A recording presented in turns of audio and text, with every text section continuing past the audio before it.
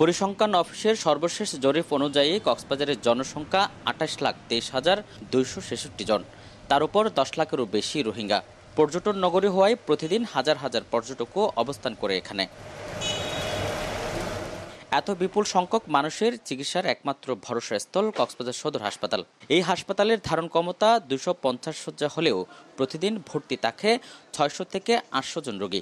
জরুরি বিভাগ আর বহির্বিভাগে নিয়মিত রোগী আসে এর চেয়েও দ্বিগুণ। হাসপাতাল কর্তৃপক্ষ গত কয়েক বছর ধরে এত বিপুল সংখ্যক রোগীর চাপ সামলে আসছিল বিভিন্ন এনজিও সংস্থার সহায়তায়। কিন্তু জুনেই প্রকল্পের মেয়াদ শেষ হওয়ায় বিভিন্ন এনজিওর ১৮৫ জন ডাক্তার, নার্স ও অন্যান্য সাপোর্ট স্টাফ চলে যাবে হাসপাতাল থেকে। এর ফলে অচলাবস্থা হওয়ার আশঙ্কা করছে হাসপাতাল কর্তৃপক্ষ। কোভিড পরিস্থিতিতে সংকটাপন্ন রোগীদের জন্য এনজিও সংস্থার অর্থায়নে ২০২০ সালের জুন মাসে কক্সবাজারে চালু করা হয় ৩৮ শয্যার আইসিইউ। সেখান থেকে ২ দফায় কমিয়ে বর্তমানে ১০ শয্যায় ঠেকেছে আইসিইউ। প্রকল্পের মেয়াদ শেষ হওয়ায় এই ১০ শয্যাও বন্ধ হয়ে যাবে ১ জুলাই থেকে। ফলে কক্সবাজারের মতো গুরুত্বপূর্ণ জেলা আইসিইউহীন হয়ে পড়বে, যার ফলে সংকটাপন্ন রোগীর মৃত্যুর হার বেড়ে যাওয়ার আশঙ্কা করা হচ্ছে। এমন না যে শুধু কক্সবাজারবাসী এখানে ভর্তি, আমাদের এখানে কিন্তু ঢাকা চিটং থেকেও রোগী আসে। এটার মানে এটা না যে আমাদের সার্ভিসও তাদের চেয়ে উন্নত, তা না। এটার মানে এটাই এমন কিছু রোগী থাকে যাদের প্যালিয়েটিভ কেয়ার সাপোর্ট লাগে। প্যালিয়েটিভ কেয়ার মানে এন্ড স্টেজের একটা পেশেন্টটাকে ঢাকা বা চিটংয়ে ডিক্লেয়ারও করা আছে না, বা তাকে আত্মীয় স্বজন চাচ্ছে তাদের নিকটে রেখে, যেহেতু কক্সবাজার, উখিয়া, রামু এসব এলাকার রোগী নিকটস্থ হচ্ছে কক্সবাজার আইসিইউটাই, এখানে রেখে যাতে যদি মৃত্যুও হয় এখানে যাতে হয়। আবার সাথে সাথে একটা আর্থিক ব্যাপার থাকে। প্রাইভেট আইসিইউগুলোতে দেখা যায় পার ডে যদি লাইফ সাপোর্টে থাকে ৮০,০০০ থেকে ১ লাখ টাকার মতো বিল আসে। আর লাইফ সাপোর্ট না থাকলেও দেখা যায় ৪০ থেকে ৫০ টাকা খরচ হয় অনেক রোগীর। সবার পক্ষে আসলে এটা সম্ভব না, যতই রিচ হোক অনেক ডিফিকাল্ট হয়। আমরা ওই রোগীগুলোকে সাপোর্ট দিই। তো যদি ওয়ার্ল্ড ব্যাংক থেকে বা আইএমওর মাধ্যমে বা গভর্নমেন্টের মাধ্যমে যদি এটা নেগোসিয়েশন মতো আবার হয়, আমাদের তো আইসিইউ বন্ধ করার কোনো ইয়ে হয় না। যেহেতু আমরা অফিসিয়াল কোনো এখনও নোটিশ পাইনি, তো সেক্ষেত্রে আমরা ৩০ তারিখ পর্যন্ত এখানে থাকতে বাধ্য। ৩০ তারিখের পরে কী হবে এটা আসলে আনসার্টেন। আমাদের এখানে মর্টালিটি অনেক কম, এখন মর্টালিটি প্রায় 40%। হ্যাঁ, যেখানে অন্যান্য আইসিইউগুলোতে আরও বেশি, কিন্তু আমাদের এখানে মর্টালিটি লাস্ট মান্থে 37%। লাস্ট মান্থে যেটা হলো সেটা হলো 37%। দ্যাট মিনস এতগুলা পেশেন্টের সেবার কারণে এই কক্সবাজারে এত বড় একটা কমিউনিটি, কক্সবাজারে একমাত্র সরকারি আইসিইউ আমাদের এখানে আছে।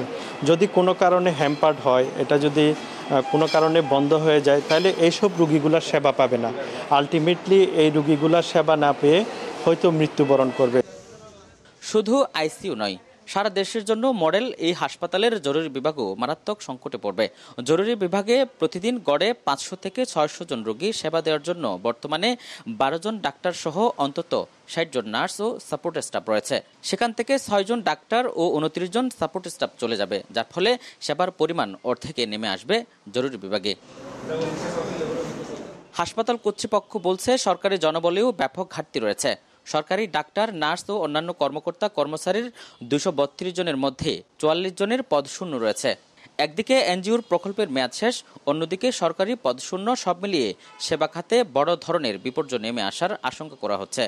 বিষয়টি উপর মহলে জানিয়েও এখনো কোনো সাড়া পাননি হাসপাতাল কর্তৃপক্ষ। ২০২১ থেকে আমরা এখানে চাকরির অধীন আছি। আমাদের সাথে স্যারদের সাথে একসাথে আমরা জয়েন হয়েছিলাম। আজকে দীর্ঘ ধরেন ৪ বছর, ৪.৫ বছর ধরে এখানে কর্মদিন আছি। মোটামুটিভাবে আমরা কোনোরকমভাবে জীবনযাপন করতেছি। হঠাৎ করে যদি আমাদের এনজিও সাপোর্ট বন্ধ হয়ে যায়, তাহলে আমরা অত্যন্ত কষ্টে পড়ে যাব। আমাদের পরিবার আছে, সংসার আছে, আমাদের অনেক কষ্ট হয়ে যাবে পরিবার চালাতে। তো এখন আমরা চাচ্ছি আইসিইউটা বন্ধ না হোক, আমরা যে কোনো একটা এনজিওর সাপোর্ট নিয়ে চাকরিটা আবার কন্টিনিউ করতে চাচ্ছি। এখন যদি হঠাৎ করে আমাদের প্রজেক্টটা বন্ধ হয়ে যায়, তাহলে আমাদের ফ্যামিলি আছে, আমাদের পরিবার নিয়ে চলতে অনেক কষ্ট হবে। তাই আমরা চাচ্ছি প্রজেক্টটা যাতে দীর্ঘায়িত হয় আর আমাদের চাকরিটাও যাতে থাকে। হঠাৎ যদি আমাদের চাকরি চলে যায়, আমাদের সংসার আছে, ফ্যামিলি আছে, চলতে খুবই কষ্ট হবে। আমরা চাই এনজিওর মাধ্যমে আমরা থাকতে চাই, সাপোর্টগুলো আমাদের এনজিওর মাধ্যমে দিক, আমাদের লোকগুলো ভালোভাবে চাকরি করুক। আমরা কিছুটা শঙ্কিত যে আমাদের যে কক্সবাজার সদর হাসপাতালের যে ব্যক্তি কর্মপরিধি রয়েছে, কারণ আপনি জানেন যে আমাদের সেবার পরিধি এবং কোয়ালিটির জন্য আমাদের জনগণের এক্সপেকটেশন যেমন বেড়েছে, আমাদের জনগণের সার্ভিসের সেবার বিভিন্ন পরিধির ব্যক্তিগুলো বেড়েছে। সেই জন্য আমাদের জেলা সদর হাসপাতালে অন্যান্য জেলা সদর থেকে একটু ভিন্নতর দেখা যাচ্ছে যে এখানে আইসিইউ, সিসিইউ এবং মডেল ইমার্জেন্সি ডিপার্টমেন্ট যেটা রয়েছে সারা বাংলাদেশের মডেল ইমার্জেন্সি ডিপার্টমেন্ট। তো সেখানে আমাদের শুরুতে আমরা একটা যে জনবল নিয়ে এনজিও সাপোর্ট সহ চলছি, সরকারি জনবল তো আমাদের বিদ্যমান আছেই, যেটা আমাদের 250 শয্যার বিপরীতে। তো সেই ক্ষেত্রে আমাদের জনগণের এক্সপেকটেশনটা ফুলফিল করার জন্য প্রয়োজন হচ্ছে বাড়তি সাপোর্টটা। তো আমরা মনে করি যদি এই ধরনের সাপোর্ট উজ্জ্বল হয়, আমরা সরকারি প্রতিষ্ঠান ডেফিনেটলি আমরা আমাদের কার্যক্রম চালিয়ে যাব, কিন্তু জনগণের যে কাঙ্ক্ষিত সন্তুষ্টি অর্জন করার জন্য যে কোয়ালিটি সার্ভিস, সেটা ফুলফিল করা আসলে আমাদের জন্য তখন চ্যালেঞ্জের সম্মুখীন হব আমরা প্রথম শুরুর দিকে। এটাই হচ্ছে আমাদের জন্য বড় আশঙ্কা। হাসপাতালের পরিসংখ্যান অনুযায়ী 2021-22 অর্থ বছরে বিভিন্ন বিভাগে 4,88,939 জন রোগী সেবা গ্রহণ করে। 2022-23 অর্থ বছরে সেবা গ্রহণের পরিমাণ বেড়ে যায় 51%, যার মোট সংখ্যা 7,38,196 জন। 2023-24 অর্থ বছরের মে মাস পর্যন্ত এই হাসপাতালে সেবা পেয়েছে 7,17,923 জন রোগী। স্থানীয়রা বলছেন, এনজিও সংস্থার প্রকল্পের মেয়াদ শেষ হলে আইসিইউ সহ অন্যান্য সেবা বন্ধ হয়ে যাবে, এটা মেনে নেওয়ার মতো নয়। কক্সবাজারের মতো একটি গুরুত্বপূর্ণ জায়গা, যেখানে শুধু স্থানীয় এবং রোহিঙ্গা নয়, পর্যটক আর চাকরির সুবাদে বিদেশি নাগরিকরাও অবস্থান করে। এমন একটি জেলায় সরকারের উচিত নিজস্ব অর্থায়নে এসব সেবা চালু রাখা।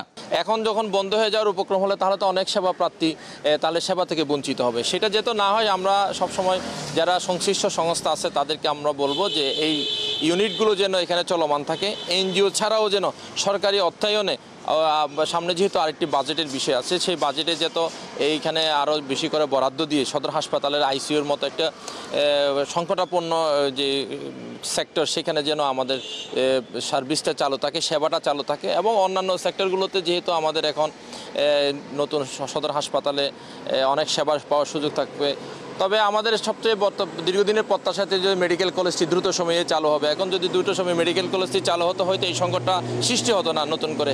কিন্তু যেহেতু এই সংকট আছে, সেই সংকট নিরসনের জন্য আমি সরকারি সকল সংস্থা যারা চিকিৎসার খাতের সাথে সংশ্লিষ্ট এবং যারা আমি বলবো যে স্বাস্থ্য যারা দায়িত্ব পালন করছেন, আমি মনে করবো যে এটা যেহেতু আমাদের কক্সবাজারের সবার একটি স্বাস্থ্য সেবার বিষয়, কক্সবাজারবাসীর স্বাস্থ্যের যে সুযোগ সুবিধা যেন ঘাটতি না হয়, সেই জন্য এই ইউনিটগুলো যেন চলমান থাকে, সেই জন্য সর্বোচ্চ সংখ্যা ফাইন্যান্স দিয়ে হলেও সদর হাসপাতালের এই ইউনিটগুলোকে চালু রাখার জন্য আমি প্রত্যাশা করি। আমরা এই কোভিডের সময় আন্দোলন করেছিলাম আইসিইউটা চালু করার জন্য কক্সবাজারবাসীকে সাথে নিয়ে।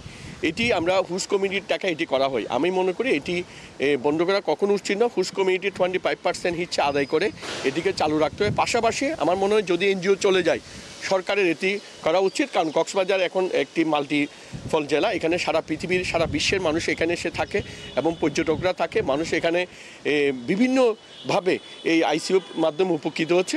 আমি মনে করি একটি বাংলাদেশের গুরুত্বপূর্ণ জেলা হিসাবে কক্সবাজার আইসিইউটা চালু রাখা সরকারের দরকার। এনজিওর প্রকল্পের মেয়াদ না বাড়লেও সরকারের বিশেষ উদ্যোগে কক্সবাজারের স্বাস্থ্য খাতের সংকট এড়ানোর দাবি সাধারণ মানুষের। আজিম নিহাত, চ্যানেল 24, কক্সবাজার।